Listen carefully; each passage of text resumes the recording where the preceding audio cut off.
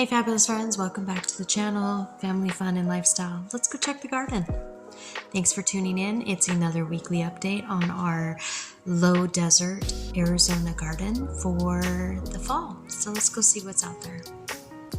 Okay, so we're going to take a look at our garden and we're going to walk through the garden that we've got, our weekly garden update. So we've got the fig white Genoa that you see here. It shows you when it's ripe on the picture.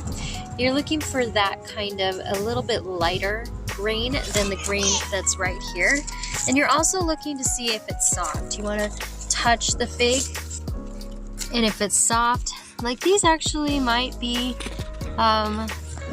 maybe another week or so. What will happen is first the figs will grow out from the plant, and then the figs will droop down when they start getting heavier, and they're going to lighten in their green color, and they're going to be a little bit softer. So right now they're not ripe yet, but they're getting there. We did have some kind of predator go after our fig, but it wasn't ripe, so they definitely stopped. So probably a bird, but that's kind of where we're at with the figs. We're going to go ahead and water it today, and maybe another week, I would say. I'm not big on figs as far as how to grow them, so I may have to continue to rely on the resources I find online. And also, if you're familiar with fig plants, let me know down below in the comment section what we should be looking for. As far as I've been told, it's about the softness, it's about the color, and it's about the drooping. Let's head over to the garden. Alright, so now let's go over the garden. Now last week I pointed out all of the bare spots that we had in the garden, and we went ahead and planted in those bare spots. So we're going to go ahead and take a look and see where we're at with that. So here is our zucchini plant, multiple zucchini plants. This is our row of zucchinis. You'll see we have flowers coming in. So that's exciting, and if you look way down there, you can see the zucchini stem starting to bud. So we'll be getting some zucchini on this plant pretty quick. One thing we've learned from experience from the zucchini plant is they come out real fast, real quick.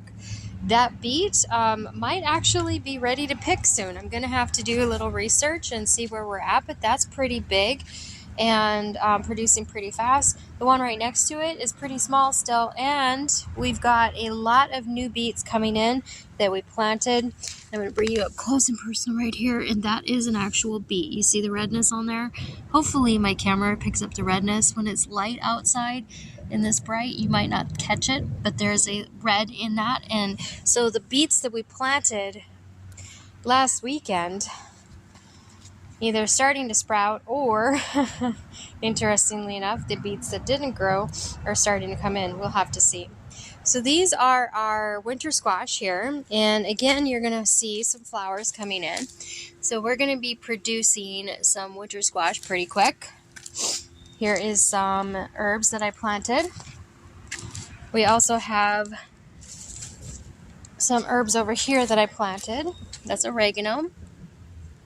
And then we've got the spaghetti squash here. In this row, we are starting to see cabbage come up.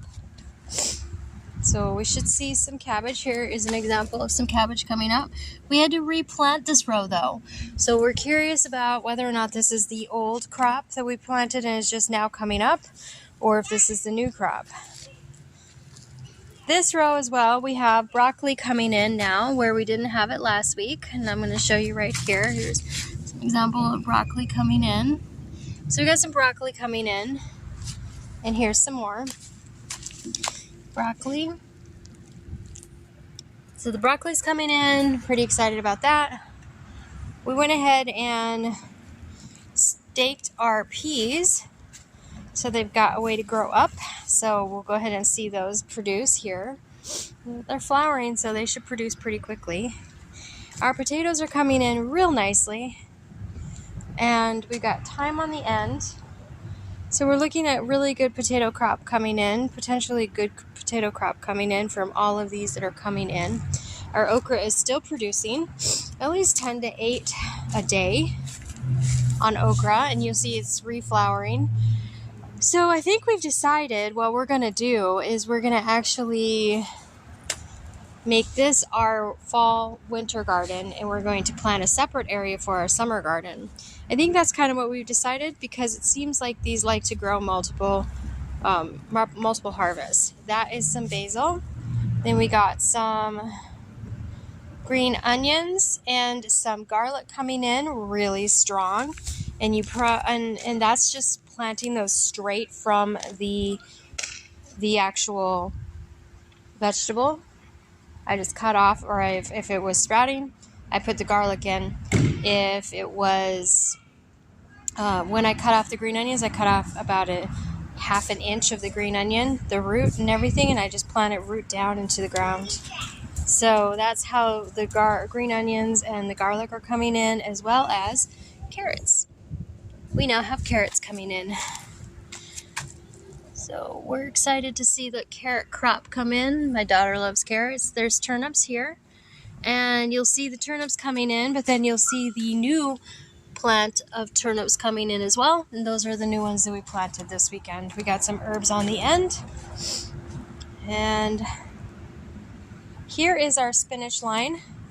We did replant the spinach. Oh, you can't see with my shadow. So we did replant the spinach, and I think we saw a couple coming up where we replanted.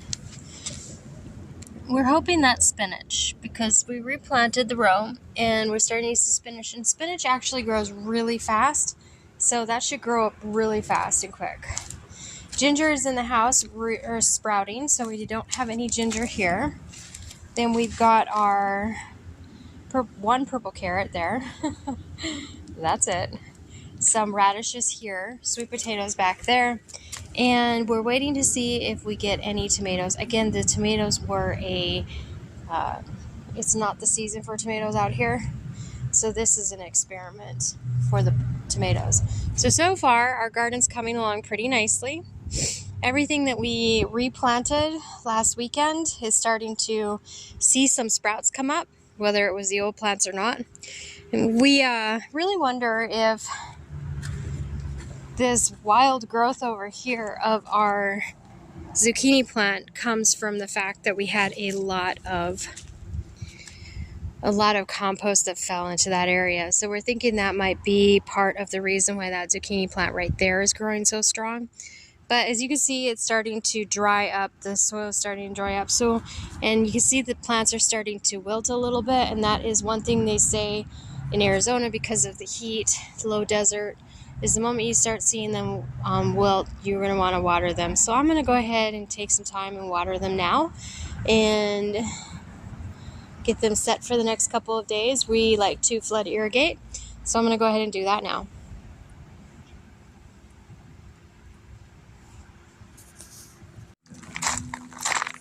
So we're going to flood irrigate this right now and just kind of get some growth here. So my husband worked it out to where you'll see it goes down that path, circles around, then circles around. I think he did like 3 rows each one. So again, you'll see that that's the end of that one. And then you'll see here, 1, 2, 3, and 4 here. Then you'll see he did 1, 2, 3 there. And then so we basically we have the rows kind of flood irrigated, so we or worked out that way so we don't have to spend an hour flood irrigating, because it does take about an hour. And so you'll see this row's almost already full. I'm just gonna toss this over here to our beets. Make sure we're not on one of the beet plants, and it'll finish filling up the other row, as well as take down this row, see? Just ingenious. My husband is so smart. I'm just glad he thought to do that as well. I saw a butterfly over here. I thought I'd show it to you, but I guess not. All right, so I'm going to go ahead and flood irrigate this real quick, and I'll show you when it's finished flooding. So here's one half of the garden, flood irrigated, the other half not, so you can kind of see the difference. Pretty easy, pretty simple, not much to it. If you set it up to where you can irrigate it through furrows, then set it up to where the lines kind of rotate or seep into each line. I put all my herbs on the ends and in the middle, so those circle ends, that's actually got herbs in there too. So hopefully those will come up and sprout up pretty quick. But yeah, that's all there is to it as far as flood irrigation. It's nice, it's easy, it's great. You can just sit out here, watch the water flood in, change the rows, and then relax and get a little sun, get a little vitamin D. Gardening is one of the best ways to get vitamin D as well as to be active. It's slow living and it's great, and I highly recommend it for anybody who has the space to do gardening. Even if you only have the patio, there's a lot of gardening that you can do on patios with the planters and things like that. So I highly recommend it. It allows you to be more sustainable with your food. It allows you to have a little bit more control on what food your family is eating.